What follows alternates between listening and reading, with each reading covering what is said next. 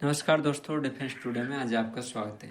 तो आज हम बात करेंगे भारत की नेवी में 2025 में कौन कौन से हथियार शामिल होने वाले हैं। इसमें अंडर वाटर ड्रोन, आईएनएस जो है इम्फाल, आईएनएस सूरत, ये भी ऑपरेशन होंगे। तो इन सब के बारे में हम पूरी तरह से बात करेंगे कि ये कब ऑपरेशनल होंगे, कैसे ऑपरेशनल होंगे। तो पहले बात कर लेते हैं कि भारत में जो है आईएनएस विशाखापट्टनम, जो कि P15B क्लास का पहला स्टेल्थ डिस्ट्रॉयर है। मतलब ये डिस्ट्रॉयर ही नहीं, स्टेल्थ है, मतलब इसे पकड़ना नामुमकिन है।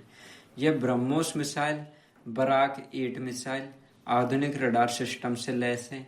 इस क्लास के जो बाकी जहाज थे जैसे आईएनएस मोरमुगाओ और आईएनएस सूरत, वो भी जो है पूरी तरह से ऑपरेशनल होने की संभावना है और कम से कम नेवी में शामिल हो जाएंगे, ऑपरेशनल नहीं होंगे। तो अब आईएनएस विक्रांत भी जो है पूरी तरह से ऑपरेशनल हो जाएगा, जो भारत का पहला स्वदेशी रूप से निर्मित एयरक्राफ्ट कैरियर है, जिसपे MiG-29K जैसे फाइटर जेट जो है लगे हुए हैं। तो इस तरह से भारत की रक्षा शक्ति नहीं बढ़ेगी, भारत का नेवी का जो संतुलन है हिंद महासागर में वो भी बहुत बढ़ जाएगा। कालवेरी क्लास की जो सबमरीन है वो फ्रांस के सहयोग से भारत ने विकसित किए।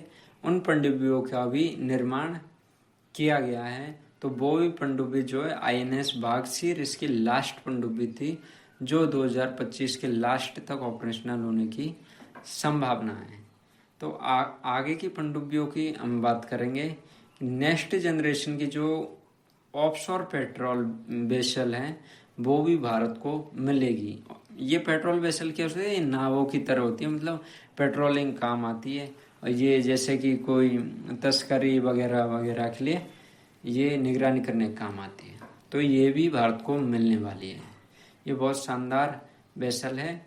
और इसके बाद हम बात करेंगे MH-60R हॉक हेलीकॉप्टर भी जो अमेरिका से मिले हैं वो ऑपरेशनल हो जाएंगे, क्योंकि ये अभी ट्रायल फेज में चल रहे हैं। तो इससे जो है इलेक्ट्रॉनिक वॉरफेयर और एंटी सबमरीन वॉरफेयर के लिए भी इनका उपयोग किया जाता है। तो ये बहुत शानदार हथियार है। और नए हथियारों की बात करें तो ब्रह्मोस मिसाइल का नेवल वर्जन अब ज़्यादा रेंज और गति के साथ आ रहा है। तो डीआरडीओ की लेजर आधारित डिफेंस सिस्टम पे भी परीक्षण चल रहा है, जो जल्द ही मिल जाएगा। और एआई आधारित अंडर वाटर सर्विलेंस ड्रोन भविष्य की दिशा तय कर सकते हैं।